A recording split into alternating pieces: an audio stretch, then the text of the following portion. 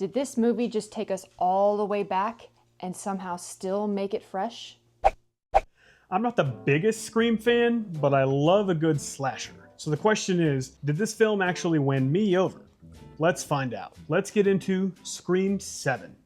If you're new here, I'm Cody. I'm Holly. If you're not new, welcome back. We review new movies so you don't waste your time or money, and by the end of this video, you'll know whether this one's worth watching in theaters or not even worth streaming. Stay till the end for our recommendation and comment section. What's this movie about? A new Ghostface killer emerges, pulling legacy characters and a new generation into another deadly mystery. As suspicion spreads and secrets unravel, the past casts a long shadow over the present in a tense, self-aware slasher that keeps you guessing until the end. Ooh. Release date, February 27th, 2026. Stars Neve Campbell, Isabel May, Matthew Lillard, Courtney Cox, Joel McHale, Sam Reckner, and Roger Jackson as the infamous voice of Ghostface. There are a bunch of others, but they don't have enough screen time to really say that the movie stars them. Runtime, 1 hour and 54 minutes. Story and pacing. The story was easy to follow, and it kept you guessing. It was nice because you kind of got to participate in the film. That's a typical Scream movie. It kept Holly's interest the entire film, but I found myself bored off and on in the middle, but it didn't last long as the film kept a decent pace. He doesn't like Scream movies as much as I do. I am a huge fan. Huge. Hence the movie poster in the background. Ghostface is everywhere. Yeah, he is. Characters and performances. All the characters were believable. Nobody acted poorly, and Sydney's daughter was well developed in the film. Yeah. For visuals, there are some epic kills in this one, very enjoyable. As goes a typical Scream movie, guys. Not all typical Scream movies have really epic kills, but this one was pretty cool. I feel this like one had two really cool kills. I feel like this one really gave us that OG Scream vibe. Like, with some extras. Yeah, like going back to like the first one where like you slash it open and the guts are everywhere, or I mean this one was there was way more than two. There was some really good kills, just like the first one. It was really awesome. Agreed. Sound and music. The sound was awesome. It was very classic slasher, very classic horror, very enjoyable, very nostalgic. Emotional reactions. Emotions we experienced were tension, fear, there were some jump scares. If you are one of the Scream fans who was looking forward to this film, going back again to that OG movie, but to watch this movie, you do have to understand all the films leading up to this one. So that is something just to be aware of. Yeah, don't start with 7. Yeah, or don't just go in thinking, oh, I can watch one and then go into this one. You do have to understand the entire franchise. Direction and writing. This one was good. It was difficult to call. I called one of the ghost faces in the beginning, but I still wasn't sure the whole movie. I was like, I think it's that person. And then I was like, maybe not, because maybe it's that one. Maybe it's that one. I mean, they had so many red herrings, and it was awesome. It got to the point with me where it f***ed with my mind, man. Like, sorry, that's gonna be a bleep. More work for me. It got to the point where I was like, oh, maybe it's not that person. Maybe it's this person. No, now it's this person. This one was not like any of the other ones. It really messed with my mind. Most of the film wasn't predictable at all, which was great. Yeah. We were never entirely sure what was coming next. There was, like I said, so many red herrings making you think someone else was the bad guy. It was classic slasher and quite enjoyable. And I really enjoyed how they played on the classic horror tropes that they used to their advantage. It became a real nail biter at the end. It was great. If you're one of those people that pay attention to like things in the background or what someone's wearing or shadows, posters, yeah, stuff like that. Foreshadowing. Those things are going to throw you for a loop, man.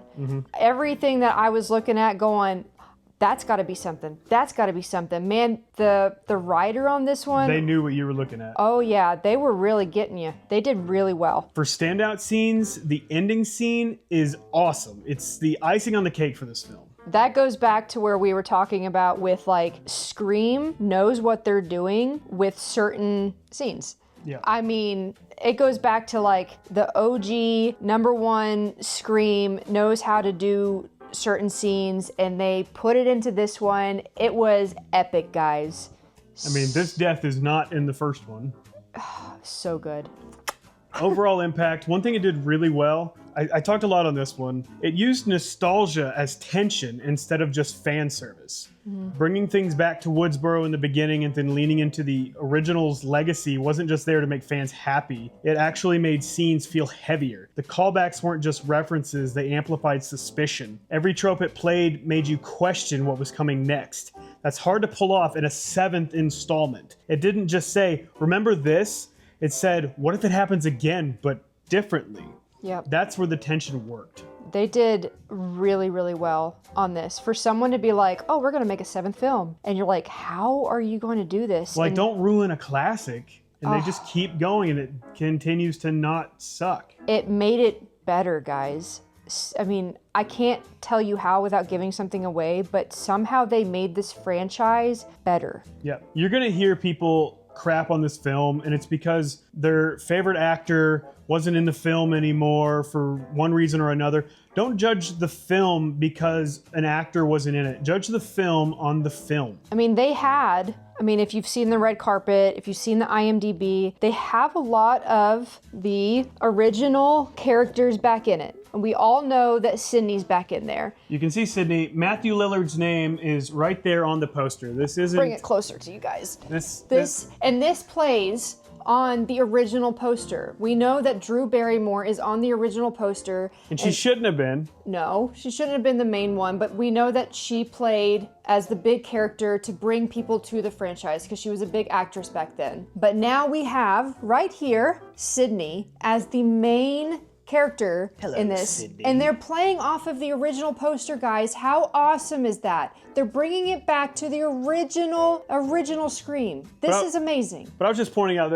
that because Matt's name is on there, you can see that it's not a spoiler. So they're bringing it back to the original with some of the original cast, and that is amazing. If you guys are like fans of the original Scream, which I am, this is awesome, guys. And the movie is awesome. And I'm so excited for this movie, if you can't tell. Did you like it, though? I loved it! I loved it, guys! One thing that it could have been better, and when I first got to this question, I was like, nothing. And then I was like, wait, pacing in the dialogue scenes, okay? The tension works really well during the slasher moments, but some of the dialogue scenes just drag enough to where you feel the pacing dip, but it's all right. I think that some of the dialogue was needed because we needed some of that backstory and that dialogue between like mom and daughter. Some of it was, and that didn't bore me, but some of it between side characters was just boring and unnecessary and filler. Yeah, I mean, I would agree with that, yeah. I know we were very positive in this video, but I just wanted to come back on and say the unmasking at the end was very underwhelming. Movies I would compare it to would be 97's I Know What You Did Last Summer. It's about 4 friends who accidentally hit a pedestrian with their car and decide to conceal the crime. A year later, they are stalked by a mysterious figure holding a giant hook. And if you guys are, lovers of this franchise, the Scream franchise, I'm pretty sure you've already seen that one. That's what I figured. You've probably already seen the new one too. And 2019's Ready or Not. It's about a woman who marries into a very wealthy family, and on her wedding night, she must participate in a family tradition that turns lethal when the chosen game of hide and seek becomes a hunt for her life. The film satirizes classic privilege, ritualistic tradition, and extremes of family loyalty through its mix of horror, gore, and dark humor. The sequel releases March 19th, 2026. We'll be seeing Project Hail Mary that day, so we'll be seeing Ready or Not 2 on the following Saturday. Subscribe to our channel and look forward to our reviews those days. I'm looking forward to both of those movies. I'm so excited. Yes, I just finished Project Hail Mary, the book, and I cannot wait for the film. Final thoughts. Favorite element. My favorite element was just how they continued to put classic slasher tropes in the film. It made the film really enjoyable and it never got stupid. Also, you can never call who the bad guy was. It kept you guessing, and it's a real throwback to the original. My favorite element was the entire movie, guys.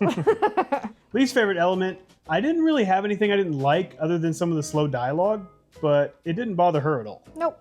I enjoyed the whole thing, guys. All right, let's get on to the recommendation.